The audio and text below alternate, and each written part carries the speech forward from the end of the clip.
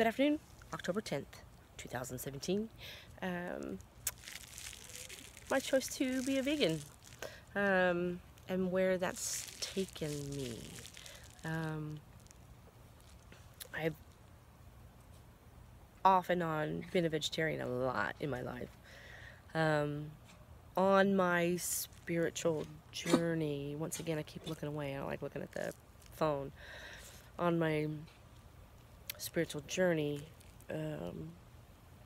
not an awareness, but more of, I can't think of the word I want to use. Meat became very hard to eat because of the way the animals are treated, the processing, so much. And this is like meat you buy at the grocery store. This is factory meat that repulses me.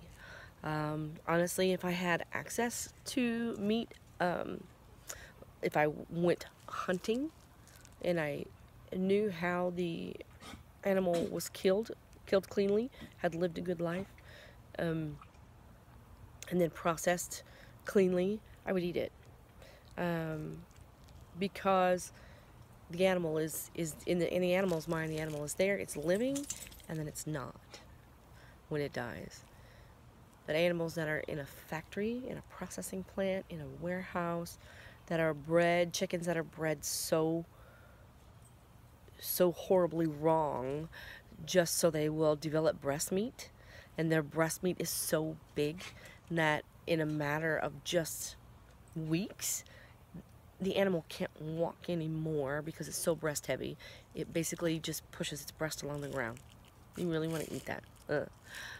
So part of my spiritual journey naturally transitioned into being vegan as a choice.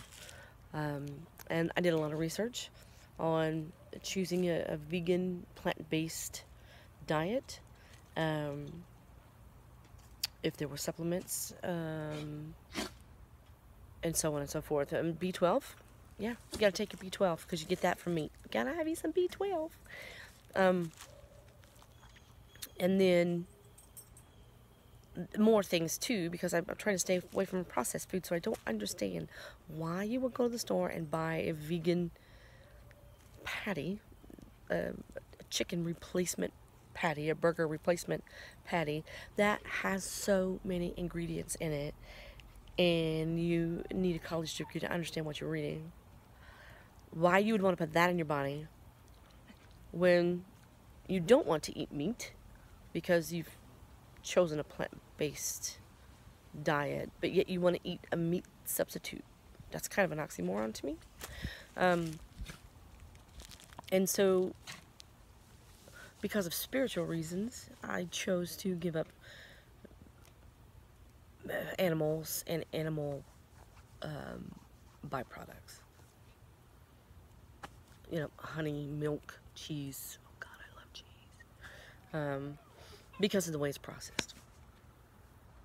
And I did that successfully for quite some time. Gained a lot of weight because my go-to food is rice and quinoa and roasted vegetables in a lot of olive oil and salt and pepper. Oh yeah, yes, that's so good to me. And then my lifestyle is very, very busy, so I don't have a lot of time for prepping. Prepping is very important. So I would make bad choices, as in like running, have one apple with me, and be starving, absolutely starving, and then go through like completely like against all my beliefs as far as processed food. You know, swing through Taco Bell and get a bean burrito. It's vegan, right? Yeah. So there was a lot of conflict in that choice to be vegan, because I didn't follow through with the choice. I didn't follow through with the prep that I needed to do, with the quality shopping that I needed to do. And the other thing too, it's just easier to fall back on what you know as opposed to do something new.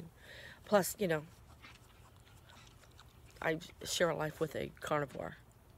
So I'm still making meat meals for Big Daddy, and then I'm eating plant-based. Um, and it hurt my elbow. That wasn't that wasn't difficult. It's his choice to eat meat, and we live together and we share cooking. So when it's my day to cook, I cook meat.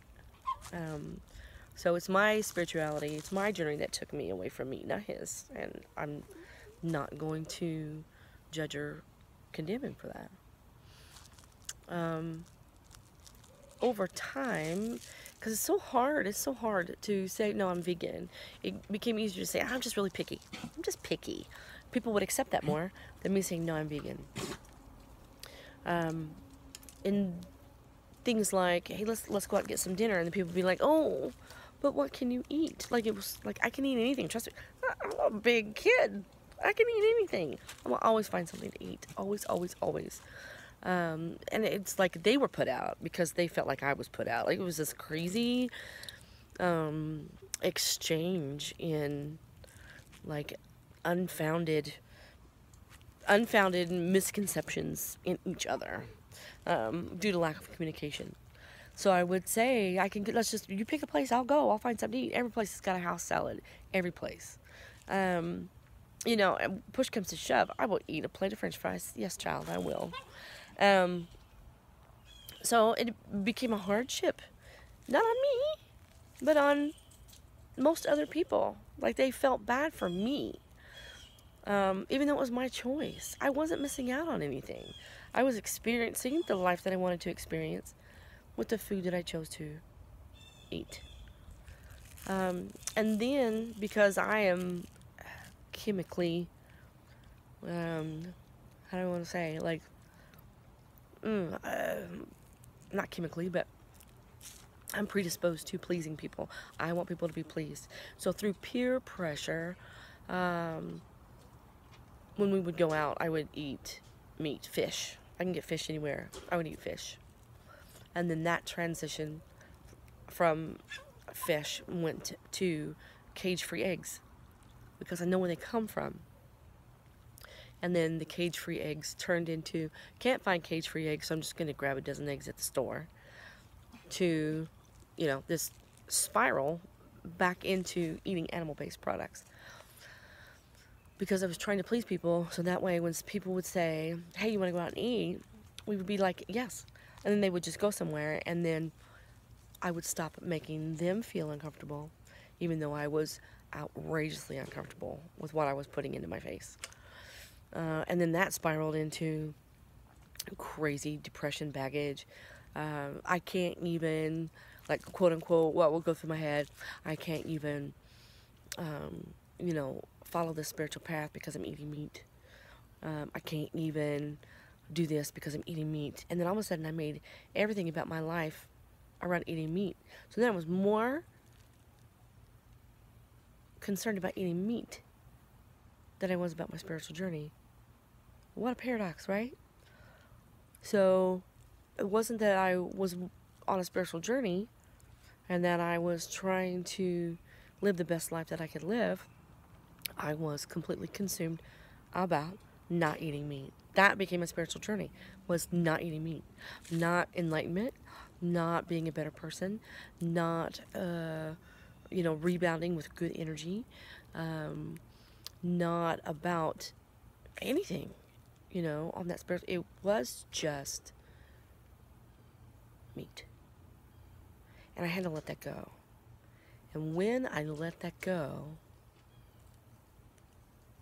I had another enlightenment. Like, that whole back and forth or wrestle, that whole wrestling with the meat was something that I needed for my spiritual journey. So weird how the universe provides different situations for you. So I'm not so consumed about meat. In the definition of things, I'm not a vegan. In the spiritual aspect, I'm still on my journey. I am still enlightened. I am still growing. I'm still evolving into a better person. I'm a recovering omnivore. Be peaceful. Be kind.